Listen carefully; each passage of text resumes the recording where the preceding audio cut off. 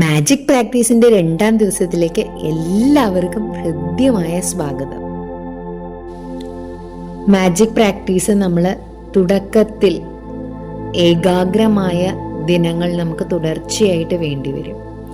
കൃതജ്ഞതയോടെ ഇരിക്കാൻ നമ്മെ ഓർമ്മപ്പെടുത്തുന്നത് എന്തായാലും അത് നമ്മുടെ ജീവിതത്തെ കൃതജ്ഞത കൊണ്ട് പൊന്നാക്കും. അതുതന്നെയാണ് ഈ മാന്ത്രിക പരിശീലനം. റോണ്ട ബൈൻ്റെ ഒരു ബുക്കാണ് ദ സീക്രട്ട് എന്ന ബുക്ക്. അതിന് തന്നെ മൂവി ആയിട്ട് ഇറങ്ങിയിട്ടുണ്ട്. അതിനകത്ത് ലീ ബ്രോവറാണ് മാന്ത്രിക കല്ലിൻ്റെ പരിശീലനം അവതരിപ്പിക്കുന്നത്.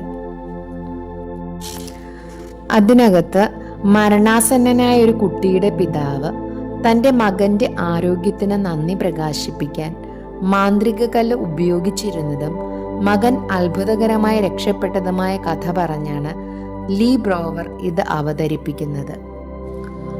അന്നു മുതൽ ലോകമെമ്പാടുമുള്ള ധാരാളം ആളുകൾ പണത്തിനും പ്രാപ്തിക്കും സന്തോഷത്തിനും വേണ്ടി മാന്ത്രിക കല്ല് പരിശീലിക്കുകയും അത് വിജയകരമെന്ന് തെളിയിക്കുകയും ചെയ്തിട്ടുണ്ട്.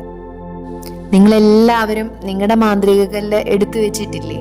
ഒരു വെള്ളാരങ്കല്ലോ അല്ലെങ്കിൽ ആർട്ടിഫിഷ്യലോ നാച്ചുറോ ആയ എന്തെങ്കിലും ഒരു സ്റ്റോൺ, നല്ല ഭംഗിയുള്ള ഒരു സ്റ്റോൺ, നമ്മുടെ ഉള്ളം കയ്യിൽ ഒതുക്കി പിടിക്കാൻ പറ്റുന്ന കുഞ്ഞു കല്ല്. ആ കുഞ്ഞു കല്ലിനെ നമുക്ക് നമ്മുടെ വിരലുകൾ കൊണ്ട് പൊതിഞ്ഞ് പിടിക്കാൻ പറ്റണം. നല്ല മിനുസ്സുള്ള ഭാരം കുറഞ്ഞ നല്ല കുഞ്ഞു കല്ല്. അങ്ങനത്തെ കല്ലല്ലേ എല്ലാവരും സെലക്ട് ചെയ്തേക്കുന്നത്.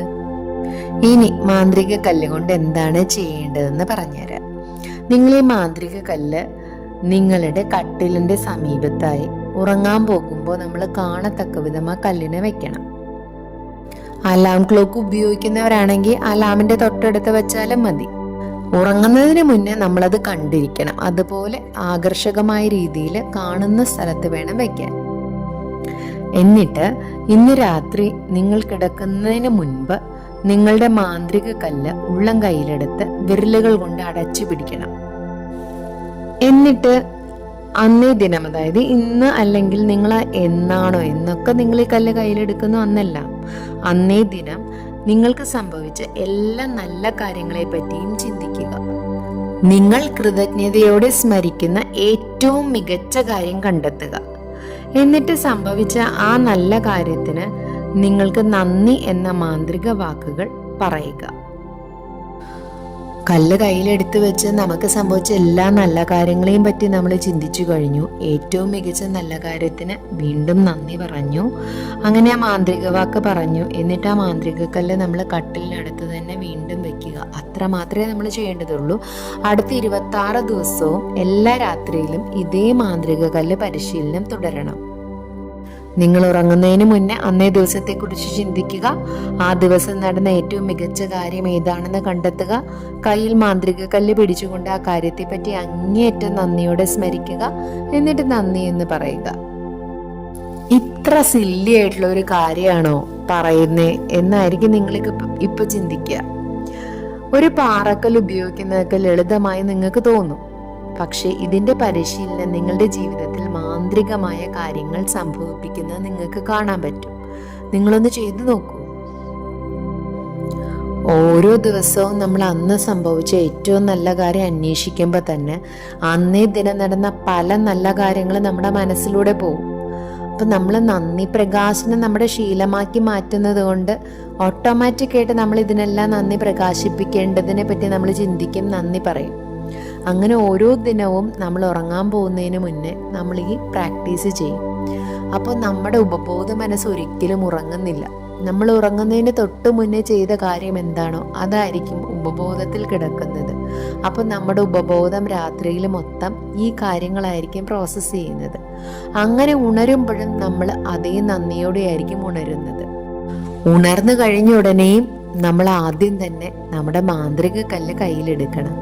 എന്നിട്ട് വീണ്ടും അതേപോലെ പ്രോസസ്സ് റിപ്പീറ്റ് ചെയ്യണം.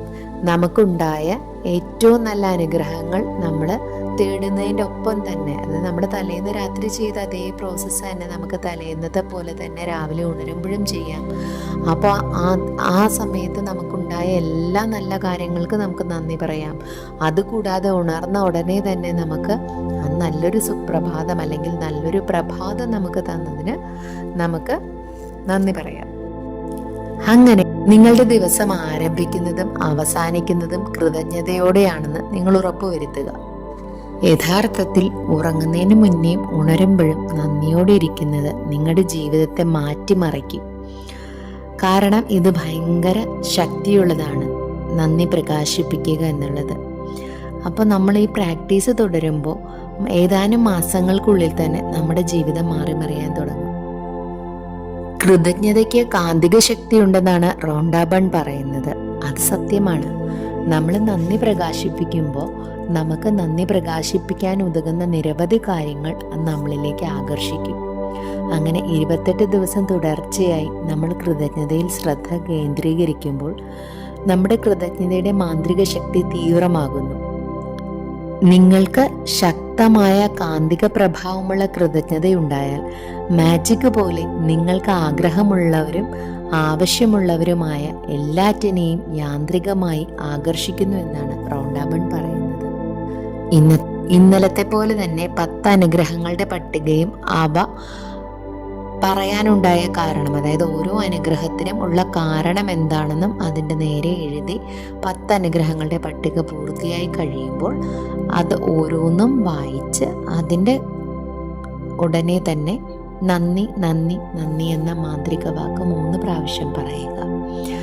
അതുപോലെ മാന്ത്രിക കല്ല് കണ്ടെത്തി നിങ്ങളുടെ കട്ടിലിനടുത്ത് വയ്ക്കുക.